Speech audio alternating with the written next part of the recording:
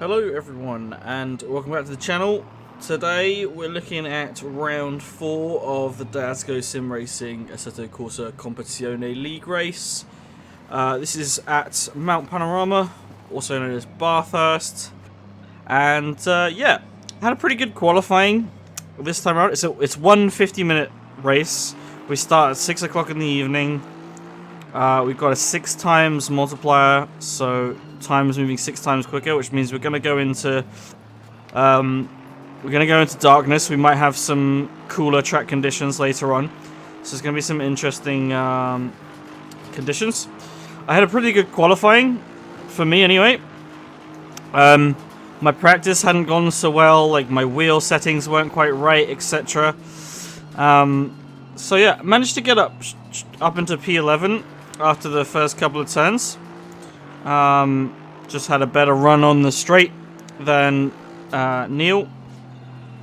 And yeah, just trying to keep it neat and safe in these last few corners. Yeah, I had a pretty good qualifying. My practice hadn't done so well, but I put in a oh, I forget now. I think it was a 204, something like that. Which was basically like 2 seconds better than my PB. Now, unfortunately, we go into the drop and I have a bit of a crash. Basically, I don't think I braked enough going into the corner, and then we get slammed from behind, and I reset to pits. Yeah, so basically, if we go first person, I'll go half speed maybe. So I brake a little bit there, I see someone go off, and I brake again, and I lose the car. And at this point, the guy in front, I thought would either reset back to pits or carry on, and he didn't. Obviously, I gave him an extra bump than I needed to. So at that point, I get hit from behind waiting, and so I reset back to pits. So yeah, not a great start at this race, unfortunately. Let me speed this up. I think I spent about 90 seconds in the pits, and of course I go down to stone cold last, with the exception of the other guy, Daly, who also crashed. So yeah, not a great start. I was pretty gutted to have such a good qualifying. I was so excited after qualifying. And there goes LKMP, who I think also had a problem around the mountain. I think I go not long after him. There we go. Okay, so basically being lapped once already. And I come in weirdly about where I was before, but a lap behind. So yeah, we got a lot of work to do, unfortunately. So we're gonna have to go double speed for this. I let Neil pass. He was faster than me because I'd just come out of the pits. Let him go so that I don't affect him going through the mountain. Because he's battling for, I think, like P10 at that point. Yeah, like P10, P9. And so yeah, this whole race now is just what's the term? Like, trying to just do the best I can and limit the amount of damage that crash has done to my race. And you know, we don't do too badly. So this is my first full lap. Obviously, I came out of the pits. This is my first proper lap, really. Went a bit wide at turn 1. And then we go down. I was basically being given blue flags all the way through. So I had another car up behind me. Ooh, hello. I'm very fast here. Yeah, so I had the car of, I think it's, D behind me at this point. And I wasn't trying to keep him behind. I was just driving my race. and waiting for a good opportunity to let him past. So I think I was slightly faster than him for the most part, but I think he overtakes me at some point when I make a bit of a mistake. So yeah.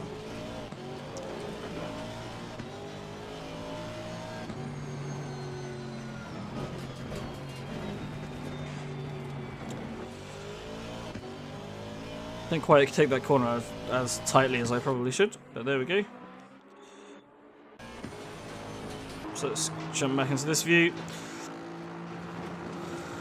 So, yeah, so this is finishing off my second lap. Go a bit wide there. It's not a great lap for me. Obviously, I had to slow down for Neil on the straight. No, I didn't. That was the lap before. Sorry. There we go. So 206. So a couple of seconds off PB, but 206 high fuel. I was fairly happy doing that sort of time, especially in traffic. So yeah. And yeah, just trying to go as well as I can through this race, to be completely honest. There's not a particularly entertaining one. So I might just zip ahead. Oh yeah, Neil has a problem there. He hits the wall into tree forest elbow, and I'm able to go past, but obviously I'm a lap behind, so that doesn't really mean anything. I don't really know at what point. Speaking Leash is already behind me. Daly, the other guy that crashed in turn 1, DNF'd. He crashed into someone else and just sort of decided that it wasn't his day, and he didn't want to screw up other people. So, yeah, so I made a mistake. If we go back, so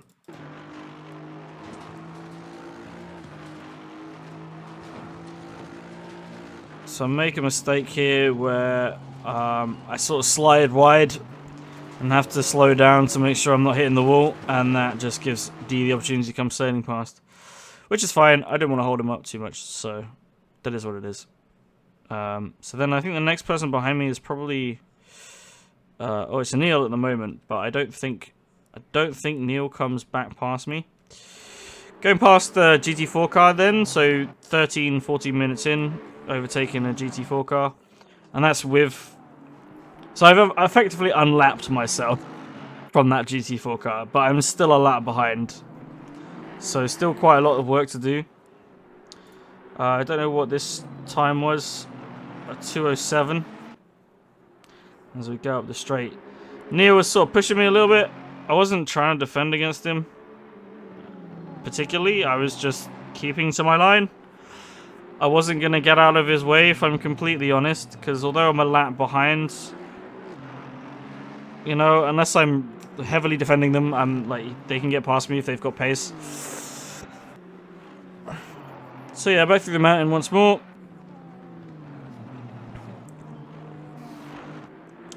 Again, not an interesting race. We had a crash at the beginning, and that meant we were out of the running. I mean, it's a shame, right? Because I'm pretty sure I could have finished in the top 10 had I not had that crash, because I was pretty consistent and fine throughout the rest of the race, and there was quite a few people that went out, quite a few DNFs and stuff. So yeah, multi G3 cars. Actually, I'm not sure about this move I do here. Let's have a look at it. Oh, that's not too bad actually. I wanted to make sure I wasn't slowing the GT4 down, so I took a really tight inside line and got on the power as soon as I could,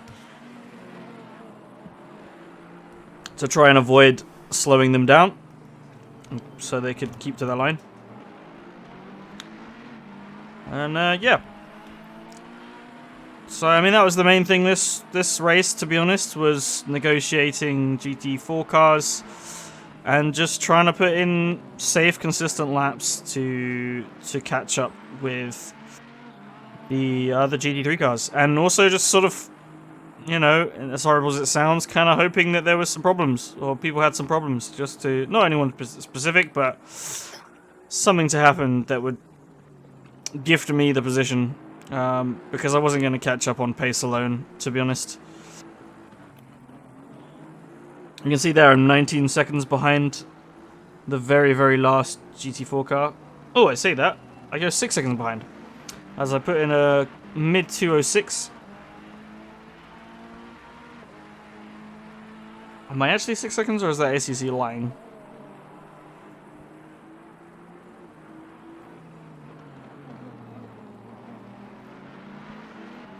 I can't see the other GT4 car, so I don't think I'm 6 seconds behind. I think it's probably larger than that. Anyway. Oh, I've overtaken him. He must have pitted. Yeah, he pitted. Okay, there we go. So, I officially overtake my first car since crashing. Because speaking Leash sort of started last, so, I mean, I'm not gonna... And that's a DNF by it looks. Yeah, so he gets straight up DNFs 2 laps in. 2 laps in? Like 7 laps in, but... Yeah. Oh, go wide there. No, that was a bad one. What happened there? So I was in second. Probably just didn't slow the car down enough. And I hit the grass. Which is unfortunate. And that gives Neil the opportunity to catch up a little bit. And he might go past me on this straight, actually. I can't remember. Ooh, yeah, he definitely does as I go wide there. But he got really close behind me. I remember thinking, why is he so close to me? He, like, touched more and he would have hit me off. And I brake and slot in behind him. And I got Mclaren behind me as we go through the mountain. Now, Mclaren complained of GT3 cars holding backmarker GT3 cars holding him up. I don't know if he meant me. I don't think I did anything to deliberately hold him up. I just, again, stuck to my lines. Didn't do anything erratic or unpredictable. Obviously, through the mountain, it's a bit difficult. I'm not going to just slow down and let someone pass, because it could be, like, more dangerous than it. See, and I brake a lot later than him going into Forest Elbow, so I mean... So then, got another GT Fuel car here, so I just slot in behind Neil to overtake him. And I think Mclaren gets through as well. Well, I'm not doing anything unpredictable, just sticking to my lines and doing what I can.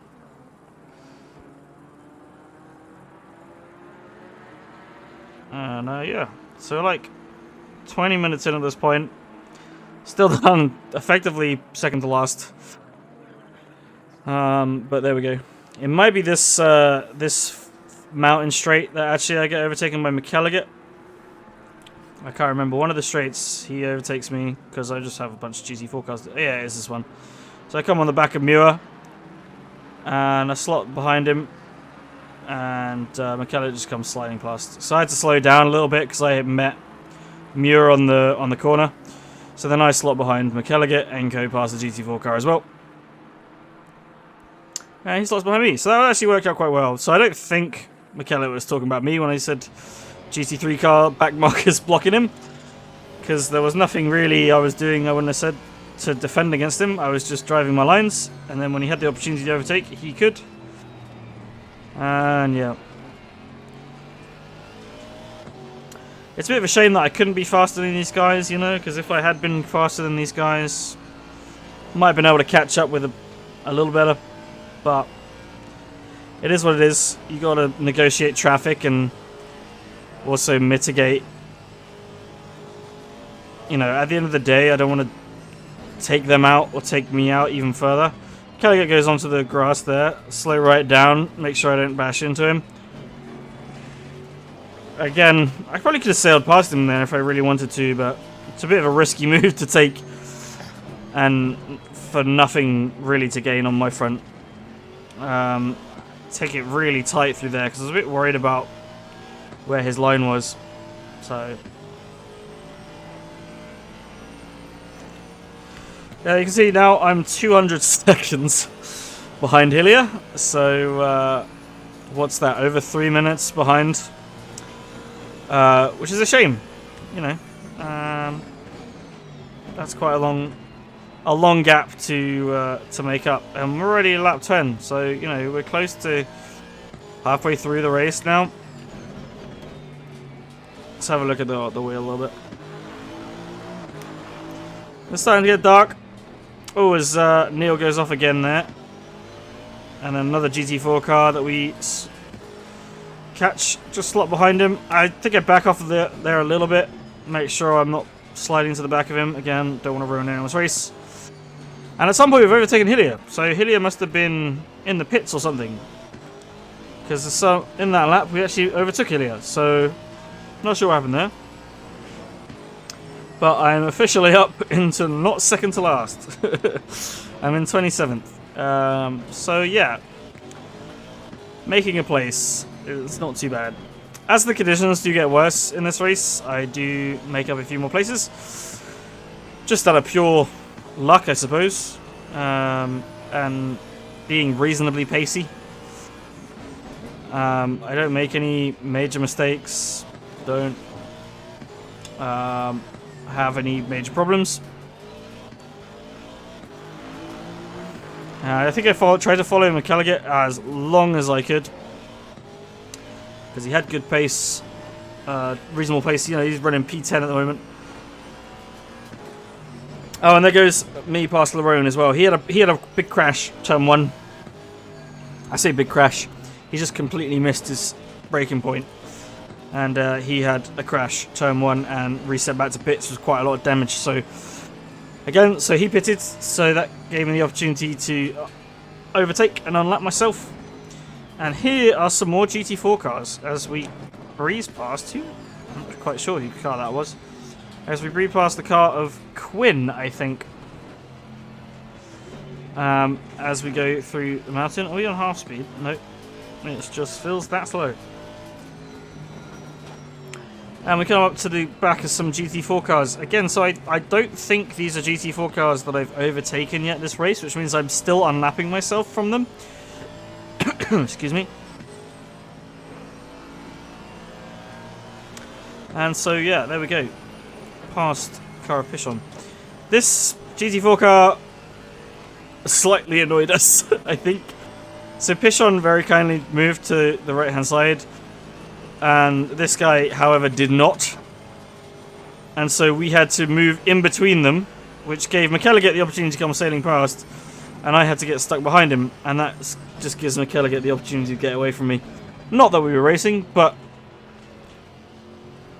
I have to come to a lot slower behind this GT4 car. And you know, if I really wanted to, I could have lunged up the centre. Get a lovely love tap from the guy behind there. I don't really know why that happened, to be honest.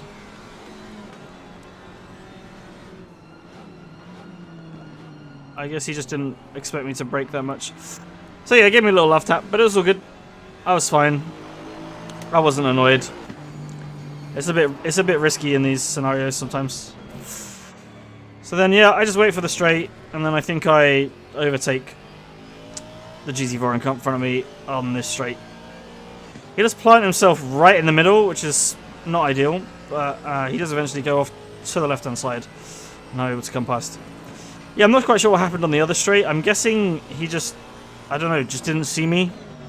Just didn't see us coming through, and so decided just to stay to his line, or he didn't see the other GT4 car move out of our way.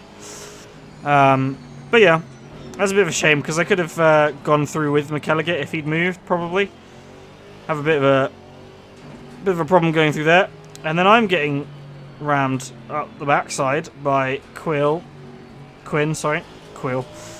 Thinking of Guardians of the Galaxy. Yeah, Quinn comes right up behind me, so I let him past on the mountain because he was a bit too close for comfort, in my opinion. Come through there because I had that problem as well. So you know, I'd slowed him down a little bit. So,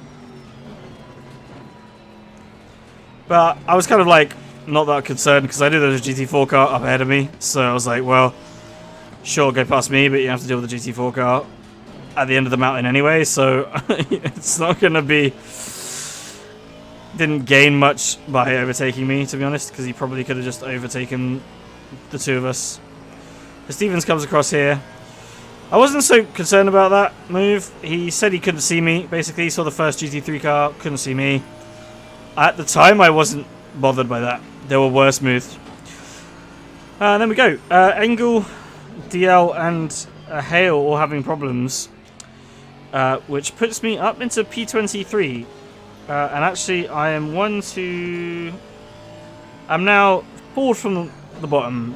So I think there was 1, 2, 3, 4, 5, 6, 7, 8, 9. So at this point in the race, there's 9 GT4 cars. Which means there is, quick math, 19? Is there only 19 drivers at this point for GT3 cars? Wow. So I'm 1, 2, 3, 4, 14th, 15th, something like that in class.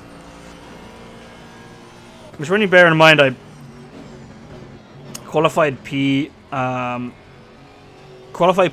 Okay, it was P12 overall, rather than P12 in class. Well, I mean, it was P12 in class, as well as being P12 overall, but still, like, yeah, being P14, 15, something like that, after having a crash turn 1, lap 1, wasn't horrendous.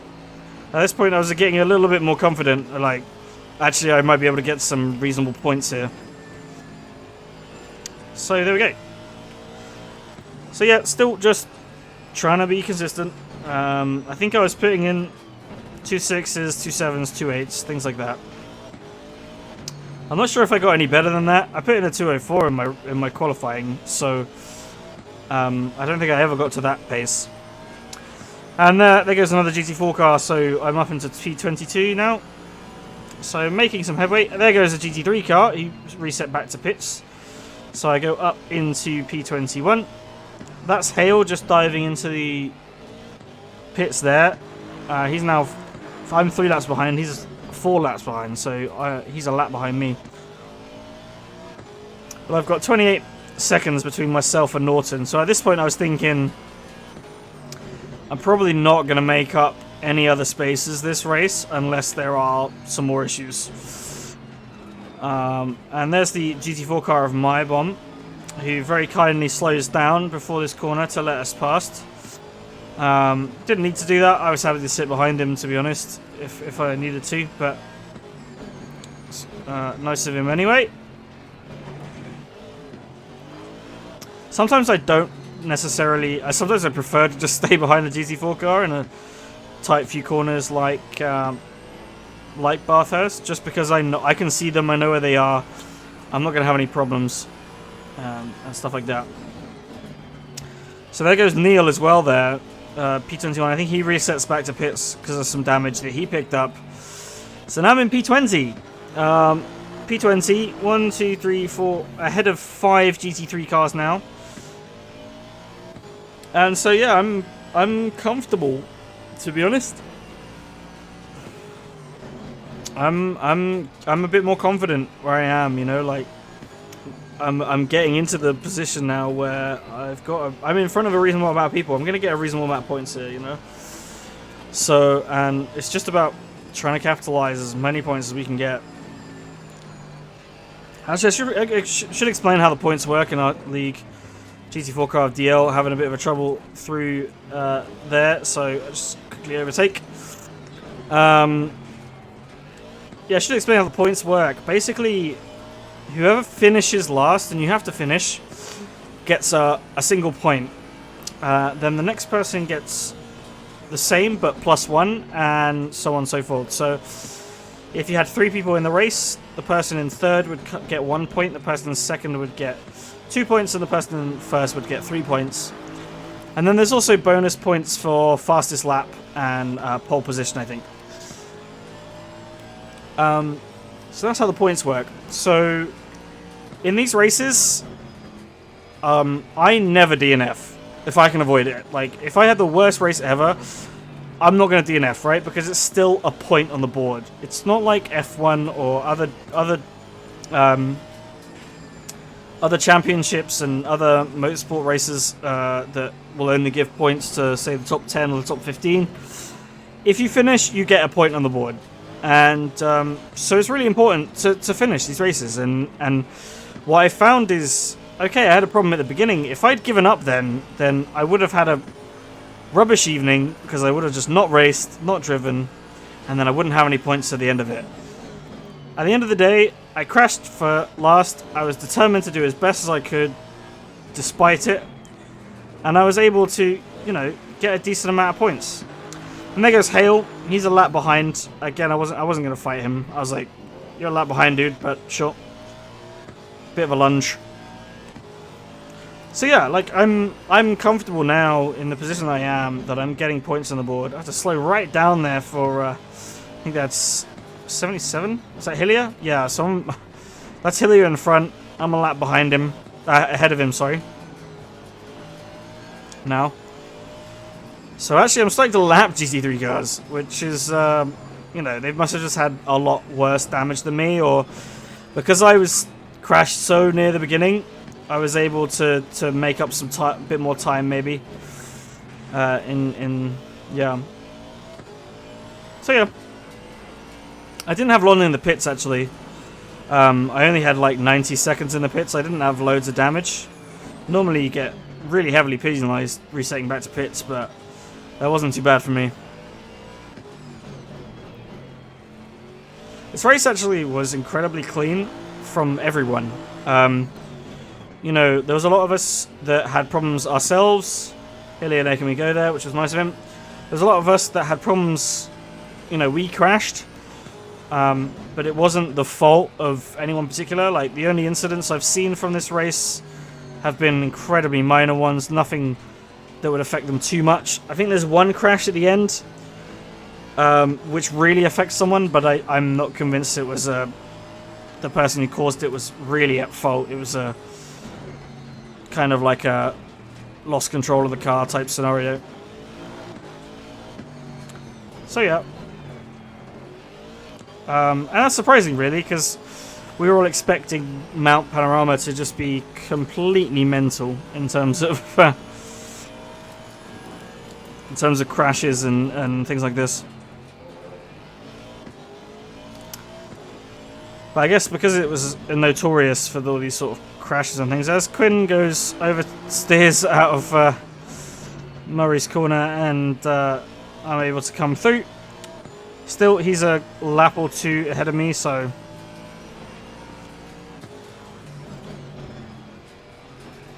annoying for him, but I'm happy to just carry on. And I catch up again with Hale, because he's dealing with a GT4 car as he goes through the mountain. And I just keep it easy here. I'm not going to go barging in to this fray. You know, I'm not going to lose it in the same place that I did before. All of that sort of stuff. I do have someone, I think, probably Quinn up behind me. There we go. So there goes Norton, actually. Norton resetting back to pits, I think, or having a problem, not quite sure what. And I'm able to go up into P19. I overtake the GT4 car of Muir, so I go up into P18. This is the GT4 of Askham, so which I've already lapped. I've already unlapped myself once of, I think. So I'm able to overtake him and go up into P17. And yeah, so now I've just got the GT3 car of 811. I think his name is which is French pronunciation, which I'm never quite sure if I get right or not, but there we go, no one's complained. So yeah, I just got him in front. Oh, P17, there you go, after overtaking Askham. So P17 with 4 GT4 cars in front of me, which effectively puts me P13, and pretty much this is where I stay for the rest of the race, which isn't very long actually. So yeah, I was pretty pleased with that. You know, like if you look at the many GT3 cars that are in the race still, so 1, 2, 3, 4, 5, 6. Obviously I'm 7, 8, 9, 10, 11, 12, 13, 14, 15, 16, 17, 18, 19. So 19 in the race, and I'm in P13, so I've managed to make up 6 places, 5 or 6 places, which wasn't bad. And I was actually quite happy to be this close behind this lot as well. It would have been really nice to get in front of the GT4 cars, but I was just too far behind or just didn't have the pace. I'm not quite sure. I think it was a mixture of maybe being overly cautious and, well, I'm not overly cautious. I was just being cautious in general, especially after my lap 1. Oh yeah, so here we go. I think this will be the last lap after they cross the line. So let's go through an onboard and a run through of what we're doing. So yeah, in between the 150 meter bar, down into second gear, try and get on the power as soon as I can, not too early so I go wide. Flat down the mountain straight into turn 2, which is Griffin's Bend. Griffin's Bend, I think it is. There's a little off-road between the 150 meter board that we use to brake. Down to third gear, try and get on the power as soon as, up into fourth. Tend to coast through that corner and then brake down into second, possibly first as we go up the hill. Try and take this as flat as I can. Sometimes I have to lift a bit like that, especially when there's a car in front of me. Lift a little bit going through here. Get the power on early. Lift a little again through here. This is a bit of a slow lap. Just before the news sign, brake down to fourth, then get through over the crest, brake down to third, brake down to second, round to first, a little bit of brake to turn in, and then power on, power down. Coast through this corner once around, straighten up, brake down into first, take this nice and tight, get on the power, and down to the other straight. I think it's called the Conrod Straight. There you can see the fireworks being lit for the front runners crossing the line. Go out a little bit wide here so you can take this corner flat. Just after the 150 meter board, down into second gear. Try and take this as neatly as possible. Get the power down onto third. Down this little bit of straight. Just after the 100 meter board, brake all the way down to first gear. Take it nice and tight in, fast out, and across the line. And there we have it. That was my 50-minute race here at Mount Panorama. Like I said, it wasn't a great race in terms of, you know, it could have been better. But, you know, in terms of damage mitigation, I think we did pretty well to take P13 in class. That was effectively one less than our qualifying position. So, could have been a lot worse. So, yeah, pretty happy.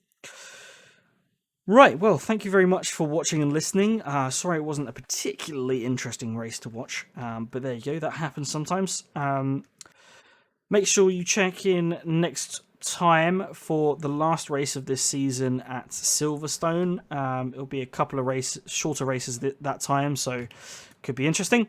But yeah, thanks all for watching, and goodbye.